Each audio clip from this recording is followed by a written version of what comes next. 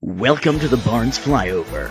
This is your monthly update on all things 104th Fighter Wing, what's happening at Barnes Air National Guard Base, and how they're making an impact right here in the community of Westfield.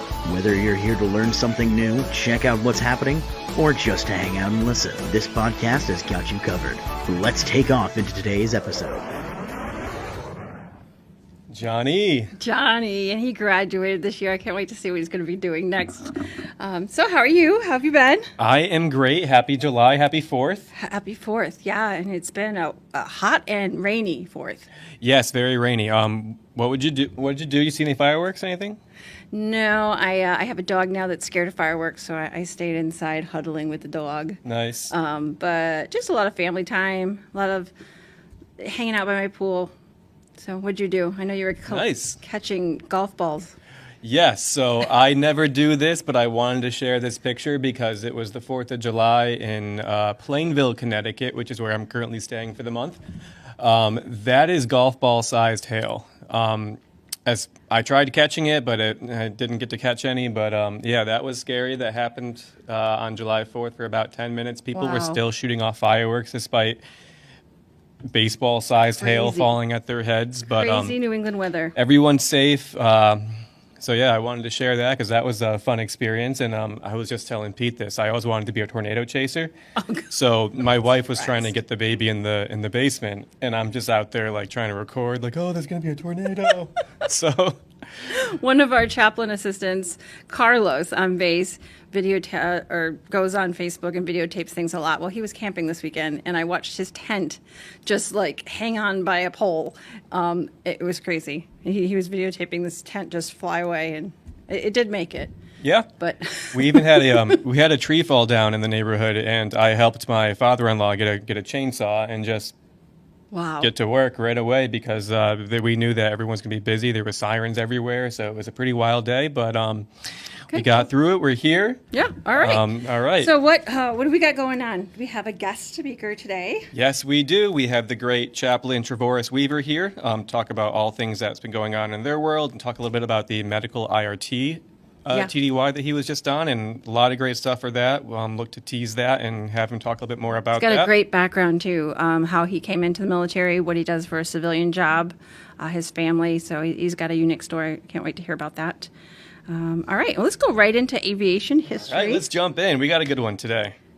All right, July 8th, 1943, U.S. Air Force Colonel Malcolm C. Grow, the 8th Army Air Force surgeon, receives a Legion of Merit for developing the first ever flak vest for flyers called the M1 Flyers Vest.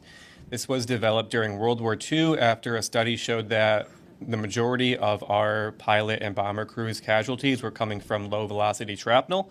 They decided that if they were to add more armor and metal onto the planes itself, it would make them heavier, compromising their air superiority. So to fix that, they put a 16-pound flak vest on the pilots and bomber crews made by 2x2 manganese steel plates.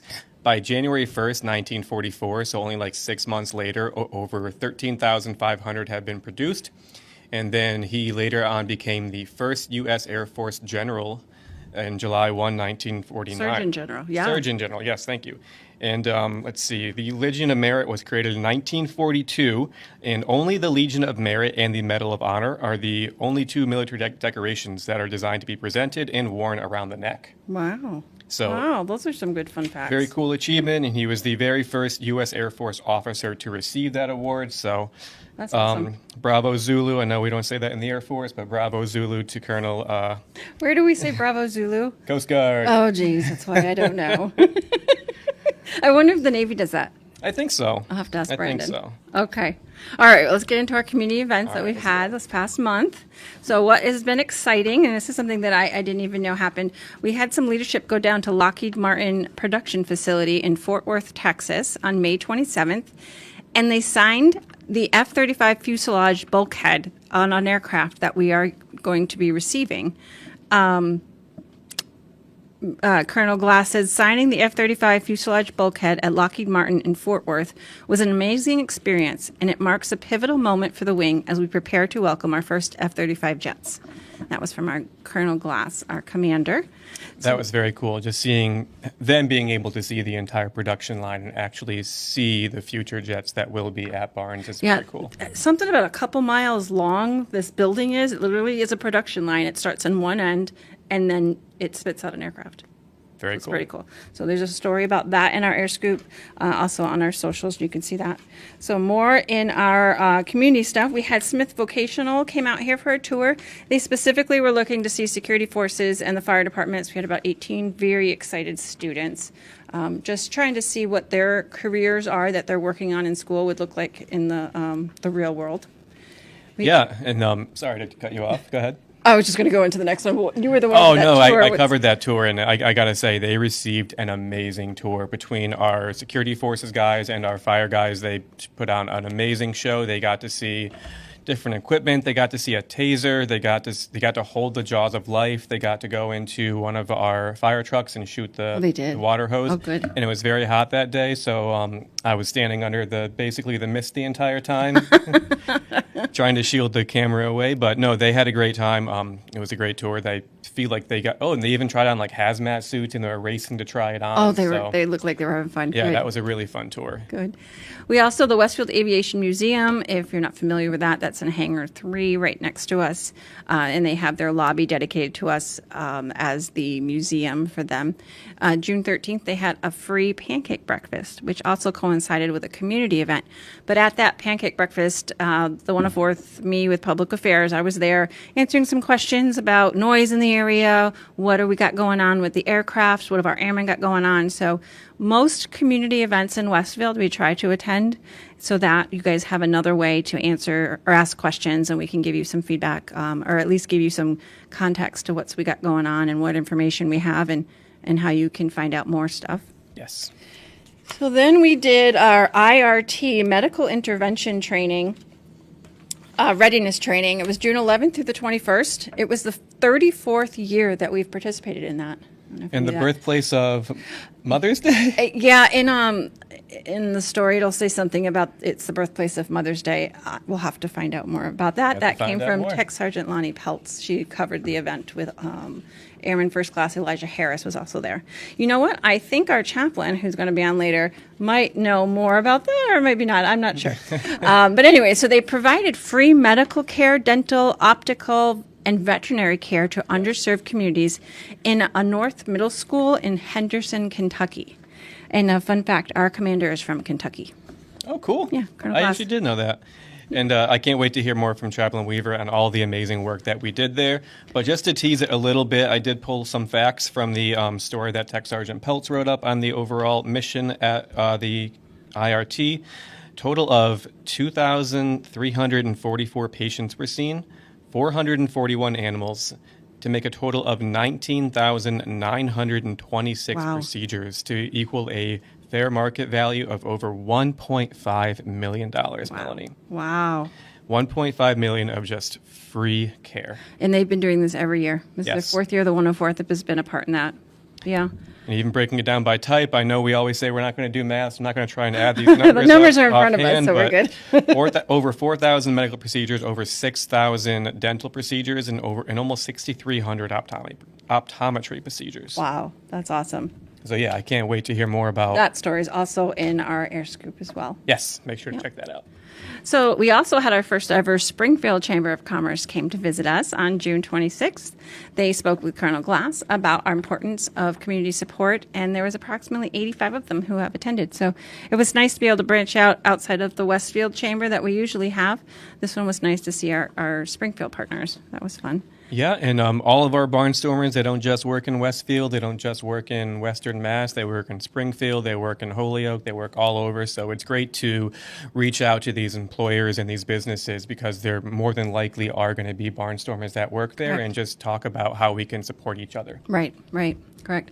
Also, July 4th, our Colonel Reynolds, Deputy Commander, spoke at the Spirit of Springfield event. Despite the rain and the Despite the hail rain. and the wind, they did have their event, and he did speak get that. And then we had 3 other members from the wing march in various parades around the state, and also one in Pennsylvania, our own Elijah Harris. Oh, yeah. So that was that. I always love this part, our mutual aid. So story to come soon and more on that, and I'm hoping to have our firefighters on here and talk about this. But we have that mutual aid agreement in our town and surrounding towns where anybody can call, their fire departments can call and ask for support. So that's a rundown of this. They did 5 in June. 3 June, they went to East Hampton, responded to a report of smoke showing. It was fortunately canceled en route. 8 June, another East Hampton, responded to a building fire. Our crews performed fire extension searches and subsequently transitioned to establishing water supply to support defensive tower operations. 12 June, East Hampton again, responded to a report of smoke. 14 June, Southampton, deployed as the Rapid Intervention Team for a residential house fire. And 29 June, Westfield, they provided the same Rapid Intervention Team standby for a commercial building fire. And then I do have a quote from our Lieutenant Dan Esty. Our personnel provided mutual aid to local partners on 5 occasions, ranging from active fire ground operations and rapid intervention team support to standby readiness, reinforcing our integration with local emergency services. I think that's great. That's a great quote. But every month they're out there supporting our community. Just another reason why it's good to be in Westfield, because you've got our base supporting you. And that was a busy June, too, it seemed like. So everyone, please stay safe out there. Be smart as we approach these summer months that get hotter. And Yeah. Yeah. So then we are moving on to base. What do we do on the base? All right. So This one was a good one. the patient decontamination course, this was actually the very first time that the Air National Guard has ever done this at a remote unit or as a remote team, which I think is really awesome. Once again, the 104th is paving the way for training, paving the way for deployable combat-ready airmen, as we do. All of the participating units that we had in this training, we had the 103rd Airlift Wing, the 114th Fighter Wing, the 150th Special Operations Wing, the 158 Fighter Wing, and the 161st Air Refueling Wing. A little bit about patient decontamination. It is a 19-person unit type code designed to decontaminate patients before they enter a medical facility during chemical, biological, radiological, or industrial contamination events. So, A1C Oz Captain wrote an amazing story on this with some really captivating photos that really just shows all of the great work that everyone did and all of the training that everyone received. And it really is great to be able to host a training at the wing, not just for our own Barnstormers, but for everyone else around, just so we can all share our experience, share our knowledge, and get better as not just as a wing, but as an Air National Guard.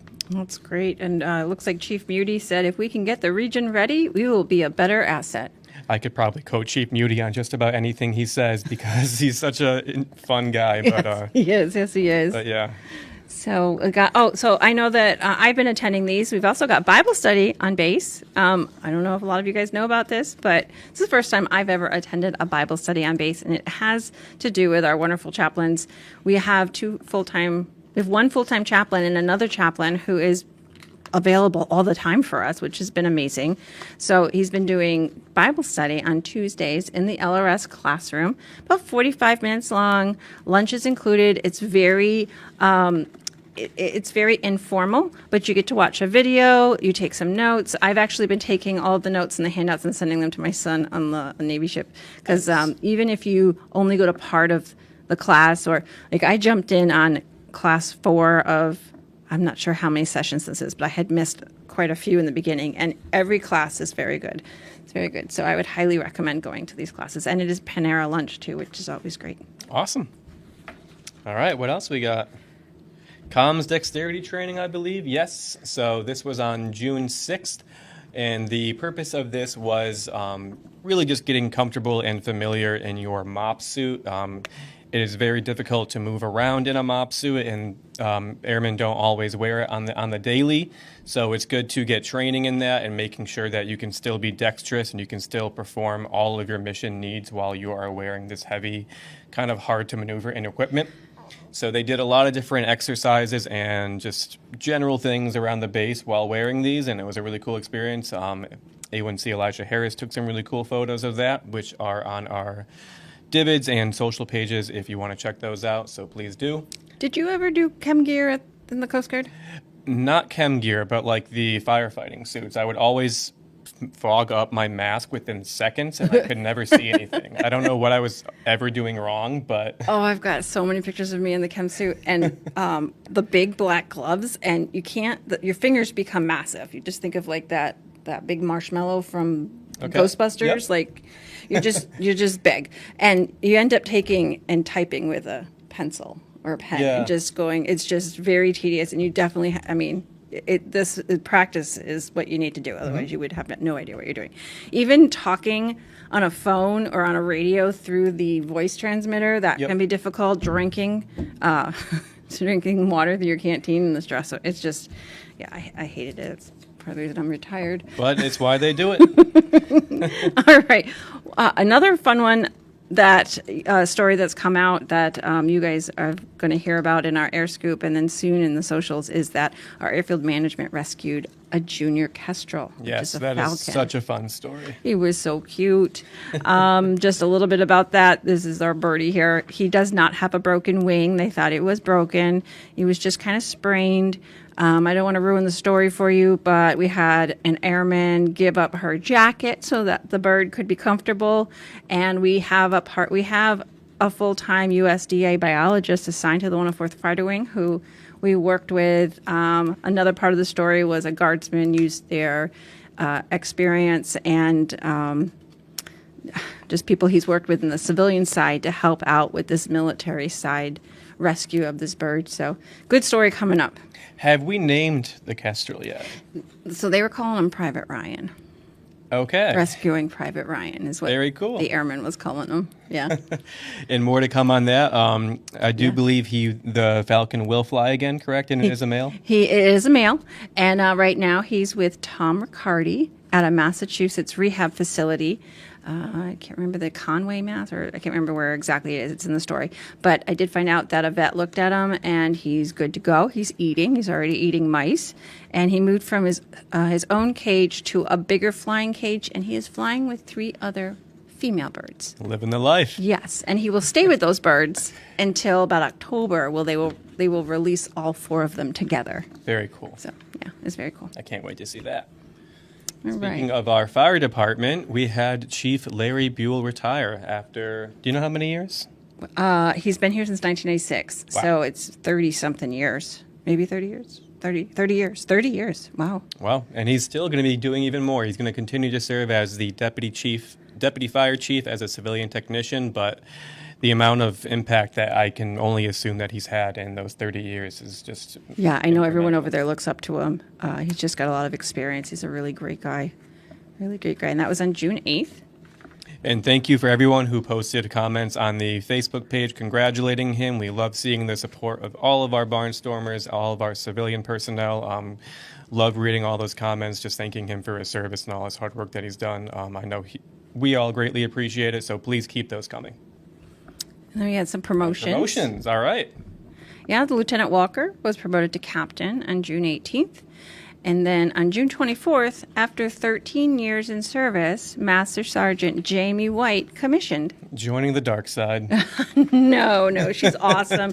She actually has her own legal practice in Connecticut, and that's quite a story too if you guys have a chance to read that one. But after, our base has been is the history that I've known of this base. They've always wanted to see the members pursue education and reach their goals and do things, just outside the box. So they've always encouraged that education and leadership. So she's going to do great in our legal office. I agree.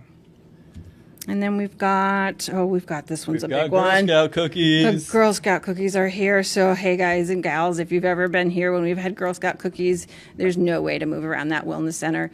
And from what I've been told, when you go to the wellness center and you see the amount of cookies we have, that's just a little bit. Wow. They've got a lot more. It's all in other areas of the base. So they do have daily limits on how many you can take. That's a daily limit, not a per person limit. But... yeah, they've got all kinds. I did find out they're no longer making the s'mores one. Oh, no one liked that one Oh, anyway. I loved that one. That was my favorite cookie. I actually am not a big fan of the rest of them, but I love the s'mores cookies. There is one that's like a brownie. It's like a fudge brownie one, and I crumpled it up over 4th of July and made a chocolate trifle with it. Okay. And that was good. That was Nice. good. But I do prefer the s'mores cookie. I'll have to grab my tag-alongs. Yeah, yep. All right, and then we also... And after you eat all of those Girl Scout cookies, please make sure to join our Barnstormer Run Club. Yep, that's still going on. Doesn't matter how hot or whatever. There's an app you can get a hold of Pat Guyani and talk with him about the app that they're using to communicate when and where they have those clubs. So again, I still want that patch. That is a very cool That's a cool patch, and I joined just to get the patch. I mean, there's an incentive there. So, all right, what do we got going on in the community? We're a little slower in July, but we still have the Aviation Museum, has stuff going on every month. Don't forget, on the weekends, they're usually open. It's a free museum to go to. It's a living museum. And on July 18th, they're going to do hot dog days and burgers. And again, it's all free. So you'll see someone from the 104th there. Lots of times we'll have swag or something for sale, but at a minimum, public affairs will be there just to answer some of your questions, tell you guys what's going on, and give you someone to talk to in person. And then we have the Restoration Advisory Board meeting coming up on July 23rd. It's available to Teams, and anyone can attend. Yes, so typically they are both in person and in Teams. I believe they're always at the Westfield, I can never say this word. Athenaeum, thank you. But for the July 23rd one, it will just be on Teams. However, you don't have to be a RAD Restoration Advisory Board member. Anyone can join that, just looking to know more about all of our conservation and environmental restoration efforts within Westfield and in the greater community. So if you want to learn more about that, there is more information on our website. If you are just listening to us, it is 104fw.ang.af.mil, and then you're going to go over to our environmental tab. Sounds good. Awesome. All right, what's going on base? We got some stuff on base coming up. Upcoming on base, this is a really cool one that we just learned about coming up. Exercise Cyber Shield 2026. This is the largest and longest running DOW unclassified cyber defense exercise that started in 2013. Wow. The mission overall is to develop, train, and exercise cyber forces in computer network internal defense and cyber incident response. All things that go right over my head, so thank you to our comms guys for knowing all about that. And this year, over 800 National Guard soldiers, airmen, and civilian experts are going to be participating from over 40 states and territories, as well as 5 different groups from all of our state partnership program countries. Wow. So, I just posted on the socials about our state partnerships. You guys will have to take a look at that video from the U.S. National Guard Facebook and Instagram sites. But we have 2 state partners, Kenya and Paraguay. yes. Yep. Oh, goodness, I don't remember the dates, but we have 2 state partners, Kenya and Paraguay. And yeah, that's awesome. COM has been really doing a lot of stuff. They are, and I cannot wait to write and make up the story, or not make up. I can't wait to write the story for that. That should be available by our next podcast. So Yes, when we get to episode 15, you guys should be able to check out all that we did there. So looking forward to that. And fun fact, if you catch our Air Scoop and you read the history section, I just reposted an article from 1996. It was done by Master Sergeant Paul Broadus, and he's talking about the troubles to getting the World Wide Web brought to the base, and that the internet provider at that time was Hanscom Air Force Base. And that Y2K was going to end it all. Right. I remember that. I remember staying up till midnight going, we're still here. We didn't blip. Do you know what that's from? No. The blip? The blip, no. Avengers. It is? Okay. Yeah, when they blipped. Oh, okay. And you know what? Now that you say that, I gotcha. Remember okay. Speaking All right. of, I can't wait to watch next Spider-Man coming out in a couple of weeks. Yeah, here you have to watch so many videos, or my husband and my son said you have to watch so many prior just to catch up. Yeah, that's how they get you. Yeah, okay. All right. What's this other one update? PT uniforms. Okay. Information's on the SharePoint. You can order new uniforms. If you don't have any, the legacy uniforms are what we were currently wearing for PT, and you can wear them until April of 2029. The difference between the legacy and the current, or the new uniforms, is just the material. Also, it's mandatory to wear PT uniforms when you're taking an official test, and that starts October 2026. Thank you. And even just to go back to our Barnes Run Club, I know with all the new tests and things coming up, it's going to be ever more important to stay fit and stay combat ready. So make sure that everyone is taking that seriously and exercising. I got to get better at myself, but we're going to get there. I got to join that run club actually to get that patch too.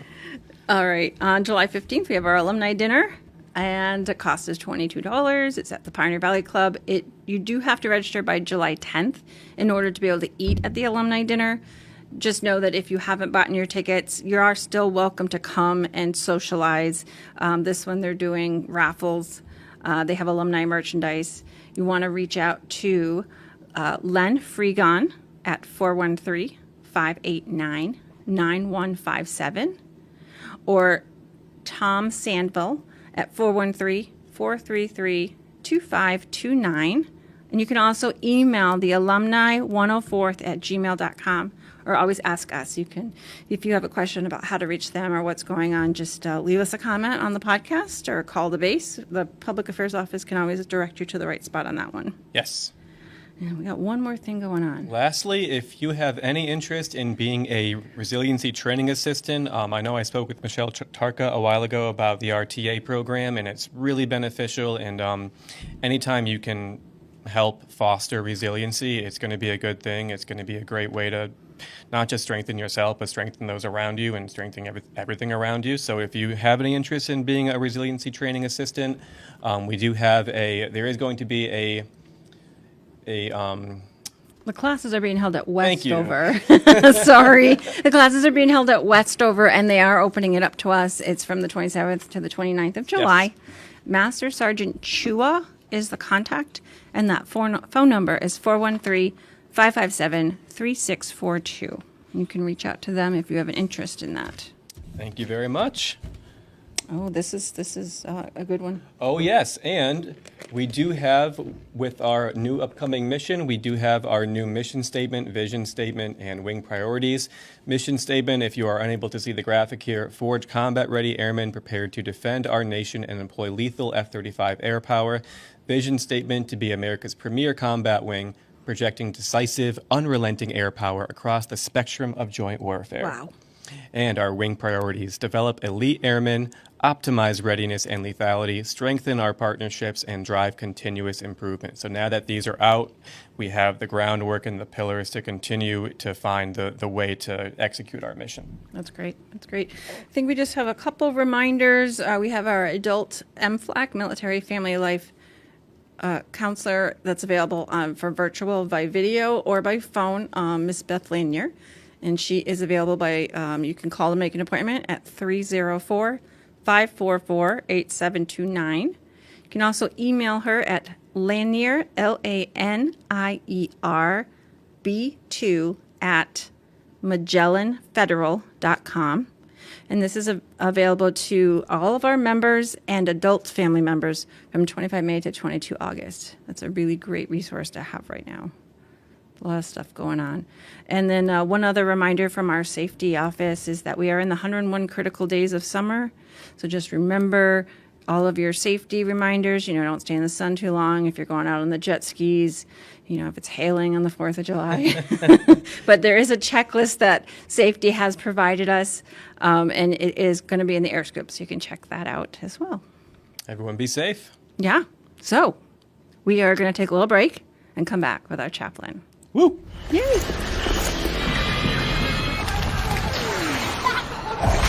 Look, everybody wanna go to park. At the same time, gotta walk. Better yet, run, go, hit a lick, hit me up with my homies, and we do it all again.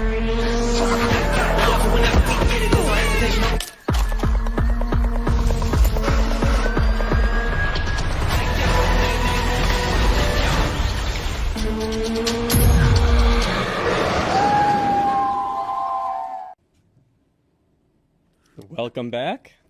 Welcome back. And this is our 104th Fighter Wing Chaplain Travorus Weaver. Thank you for being here. Thank you. I'm excited to be here for sure. Yeah. So I've known you since you've started with the unit. And what year was that? It was in 2018, Yeah. hard to believe it's been that long. I'd love for you to tell us just a quick story of how you decided to join the unit. And then very quickly you were thrown into the COVID epidemic and you were on orders for that. But let's hear how you started your journey here. Yes, most definitely. There's so much going on. I tell people when I'm wearing the U.S. Air Force, this military uniform, I really think about my mother. I grew up in a single parent environment. My mother joined the Air Force. She grew up in somewhat rural Southwest Georgia. And she was trying to get away from a difficult situation, if you will. And the military was her ticket out of a difficult environment, a community that she wanted to get out of. And it ended up being one of the best decisions she could ever make. Your mother was in the military? My mother, single parent, mom. Wow, what Air did Force, she do? 20-year medic. Wow, I never knew that. Oh, what a role model. So she was already a single mom and then joined? Yes, most definitely. Where did the children go while she was? So she deployed at Desert Storm. Mm-hmm. During that time, I think she gave power of attorney to a friend that took care of us. And I remember that moment vividly during that time. So. Yeah, a lot of people don't know that, but yes, single parents can join the military, but you do have to give up, you have to give power of attorney to somebody to take care of your kids. Yes. It's also the same thing if you're a dual parent. If both of you are in the military, you have to give somebody power of attorney to take care of the children. And she did 20 years. She did 20 years. Oh, I'm already so proud of her. Yes. Aw, and she was a medic in the Air Force. In the U.S. Air Force. Yeah. Oh, that's awesome. Yeah. So I'm so proud of her. And to be honest with you, I kind of had military as an option for in life, but I didn't pull that card out until later in my upper 30s, and I thought, I'm not getting any younger. What would it look like to serve myself and kind of experience a little bit of what my mother went through? And I think about her often, and I swore in and made that oath of office. It's just been amazing, and it just seems like it's part of God's providence. Yeah. Wow. Is your mom still around? She is. Oh, I would love to meet her someday. Is she in Georgia? She is, Southwest Georgia. Okay. Yeah. She might actually be coming to visit the 104th in the spring of 2027. That'd be a great story. It would be. Oh, I would love to. Oh, I would love that. We do have, I don't know, Pete, if you can go to the photos, we do have a picture of you when you swore in. There's you with your family, and look at those babies. That is so cute. You have 4 children. If we go back to the other screen, you have 4 children, 3 girls and a little boy. So then your journey jumped in real fast. You got ordered to support the COVID mission. Yes. That was tough. That was about a year into it. That's about right. That's exactly right. That was challenging. It's funny. I'm a civilian in the Department of Corrections, a chaplain at the DOC, and they asked us to remain home during the onset of as COVID was hitting, and we had the pandemic, the surge. It's funny. So I'm at home, detached, told to stay home. And then, such is life of a guardsman, I receive a call from the chief at the time, and she said the situation at the Holyoke Soldiers Home, that was the name of the facility at the time, is dire. There's no one there, and we need a chaplain. Yeah. And I thought, oh my goodness, I've been told to stay home, but the guard is telling me to go. And I admittedly, I was dealing with a little bit of concern about what was going on, but I reluctantly agreed to go. And I'm so glad that I went, and that we had an amazing team, 104th and other. It was a joint domestic operation. Worked with other chaplains that were absolutely amazing from the Army as well. Just ended up being a difficult experience, but a learning experience. What an honorable opportunity to serve our veterans that were dealing with such a difficult season in their lives. Yes, sure. I agree. You mentioned what you do for a civilian. Tell us more about that. Yes. So I serve as a chaplain for the Department of Corrections. I'm at Shirley, medium security prison, right next to Susan Baranowski maximum security facility. So I work in the medium security. Where is this? This is in Shirley, right next to Fort Devens. Is it Connecticut? It is in Massachusetts. Oh. Mm-hmm. Yeah. Wow. So you also have a degree. Yes. What's your degree in? And it's a doctorate, isn't it? Yes. Doctorate of Ministry, and focused specifically in chaplaincy. Oh, Okay. Yes. There's a picture of you there. Jay and I had to look up why you We look. learned something new today. Yep. Wow. I had to Google what does an octagon graduation cap mean for a doctoral degree. So every day you learn something new. Yeah. Wow. That's amazing, though. Yeah. And what kind of things do you do at the prison? Yes, yeah. So it's interesting. Working in the prison environment is like being deployed, except you get to go home every night. And it really is a grand opportunity to work with individuals that are incarcerated. Really, it's a door in what would be an invisible world to most of those that are outside the fence, if you will. And so much of the ministry that takes place is outside of access to most people.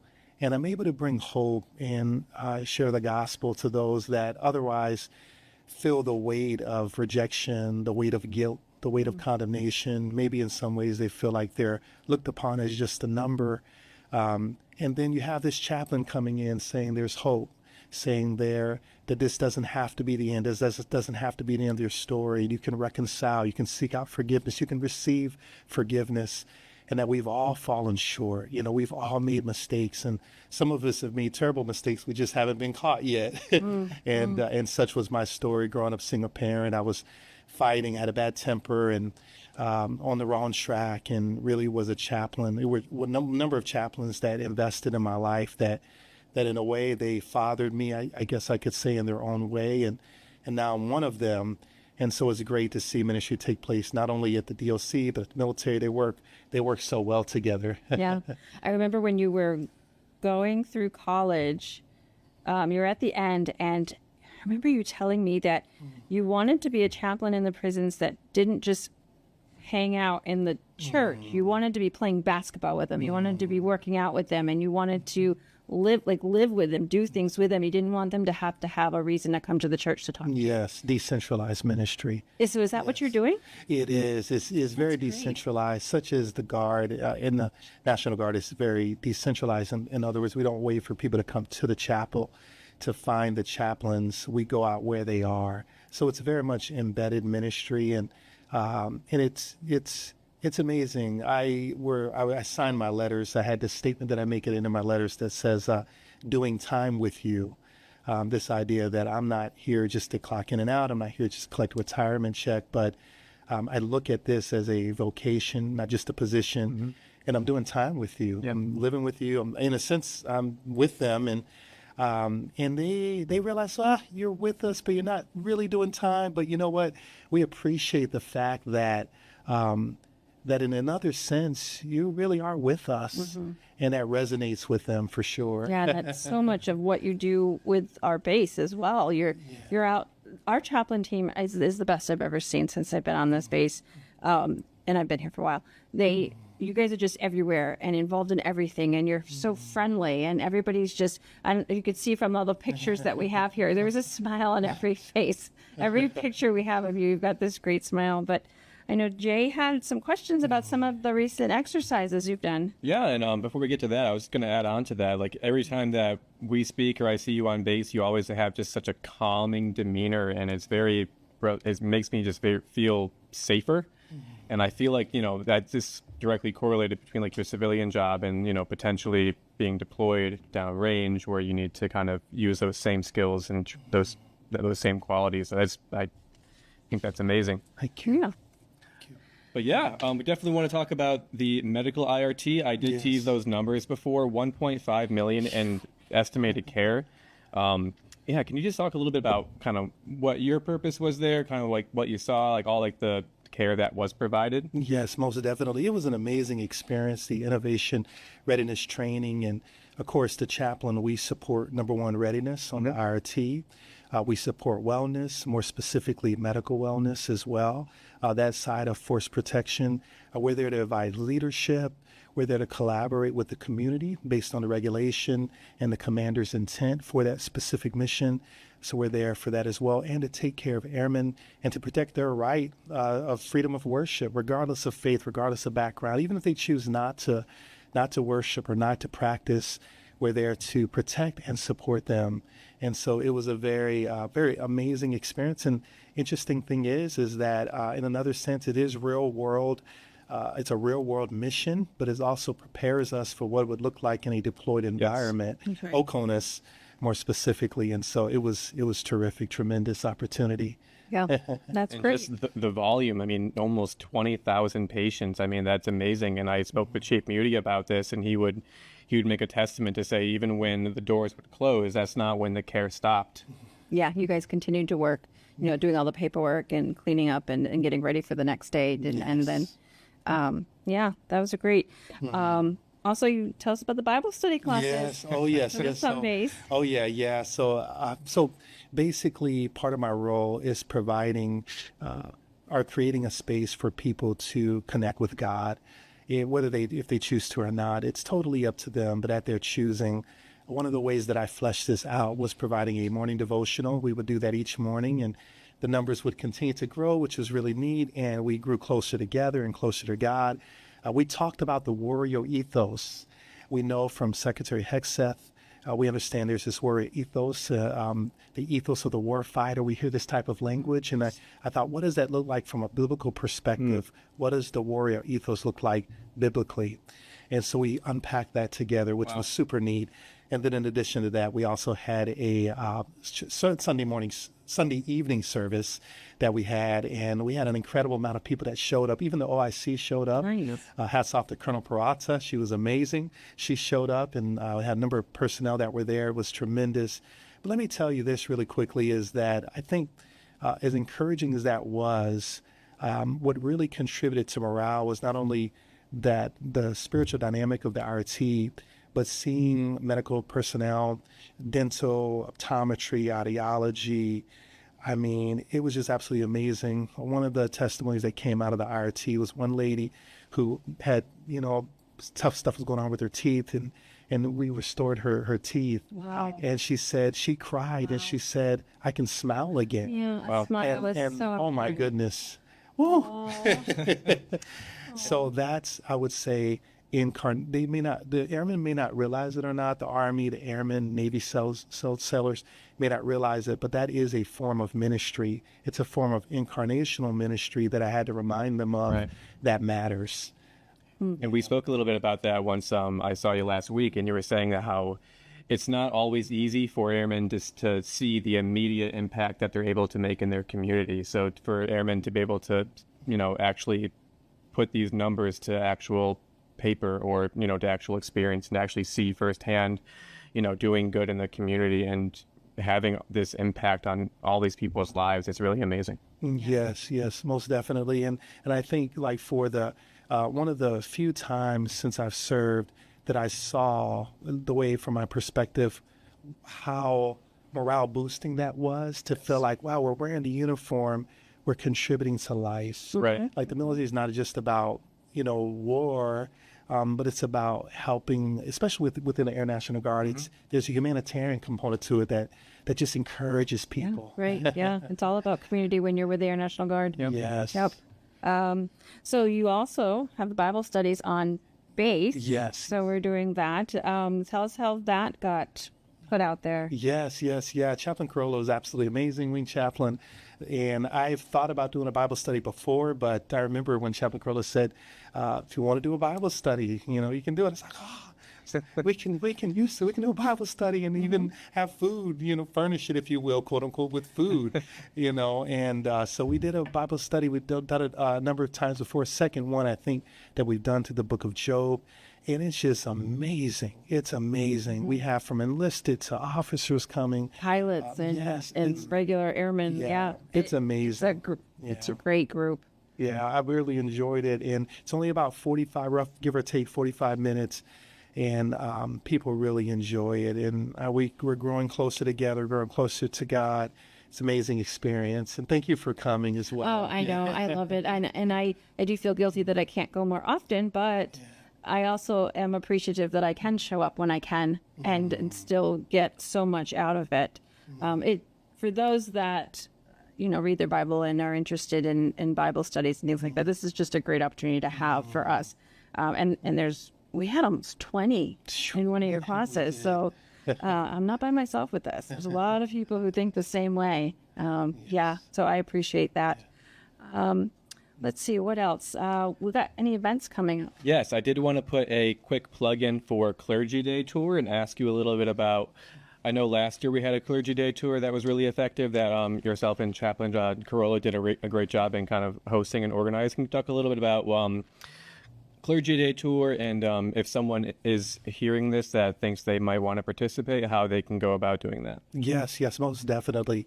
Yeah, the Clergy Day is very, very purposeful. We had a wonderful tour last time, and it's really a way to bridge the relationship between the folks on base in terms of our military personnel, and more specifically in terms of the work we do as chaplains, the ministry we do as chaplains with the ministry, the great work that many of our clergy are doing as civilians outside the base as well. And so it's a great way to bridge that gap. And so that's the idea. And it really helps boost readiness, not just in terms of our military readiness, but what does it look like for our city and our town and our state to be ready, God forbid, in case of some type of event, real world event that impacts the homeland. And so it's very purposeful. It also demystifies what we do as chaplains inside the gate, and what not just us as chaplains, what our airmen are doing, the great work they're doing. It gives an opportunity to meet the colonel and perhaps even Colonel Glass, if he were available. They get the opportunity to possibly, within reason, they might be able to see the jets, and so it's amazing. And so I think that for the clergy to be able to participate in this is winsome for them. It gives us an opportunity to build that relationship with them. They're able to inform their parishioners and their church members. And hopefully in the future that can turn into a relationship where we can work together, not just in terms of some type of event that happens in the nation, but even just serving the community and so forth. Because we want to be a contributor to the community. It's not just us taking from the community, but contributing to the community. And we appreciate our clergymen. We need them, especially as we continue to advance into the future. We need a great working relationship with outside clergy. Yeah. One of the things I wanted to mention about that is that isn't it your responsibility as a chaplain to be able to provide a resource and a contact regardless of their faith? Yes. So you may be Protestant or someone might be Catholic, but if someone comes to you and says they're Jewish, you want to be able to give them a resource or somebody they can go to, even in the community. Yes, and that is part of our role. Yep. Yeah. And I know that we've had people assist on base as well when we haven't had that particular service. Yes, we have. It's been tremendous. We have someone from the Massachusetts militia that comes in and leads our Catholic Mass. People, they love him, and which is amazing. And even airmen can actually volunteer and support with setting up for Mass, setting up for the Protestant service as well, which is amazing for sure. Right. Yeah. All right. Yeah. So I believe that date is September 8th, and I want to say we do have spots left. So if you do clergy work and you are interested, please reach out to us, or if you want to volunteer or anything, we'd love to hear from you.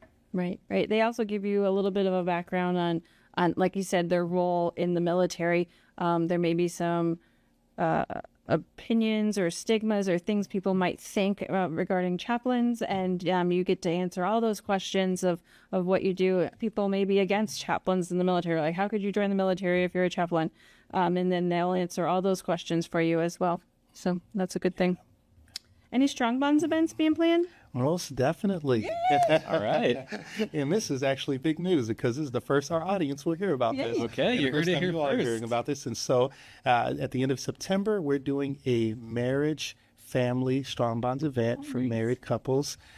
Don't worry, for those of you that are single, I do have plans for our single airmen, and I do have plans for family events as well. But the first one we're doing at the end of September, I'm hesitant to give you the dates because I don't know the exact dates, but I know it's at the end.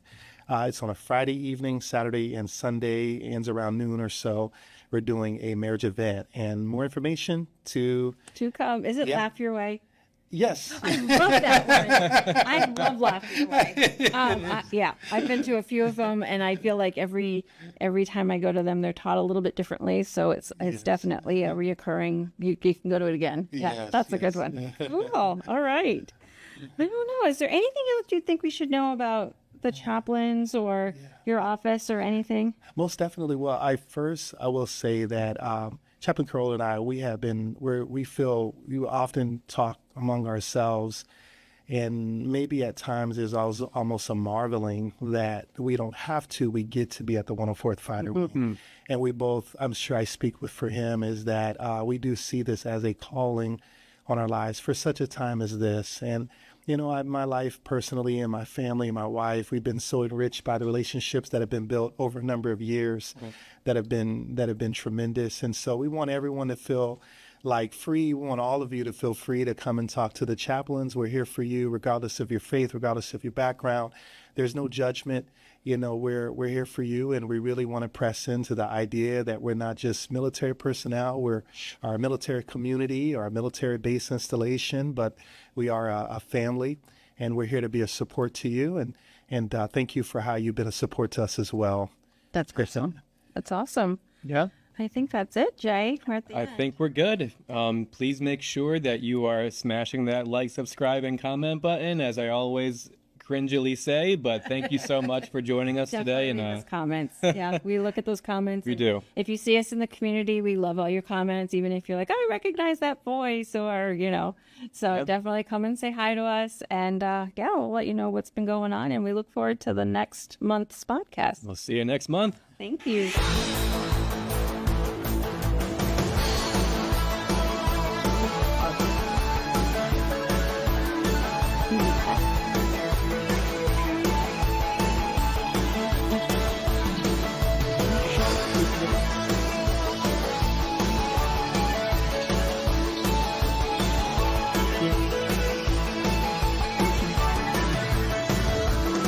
Thank you.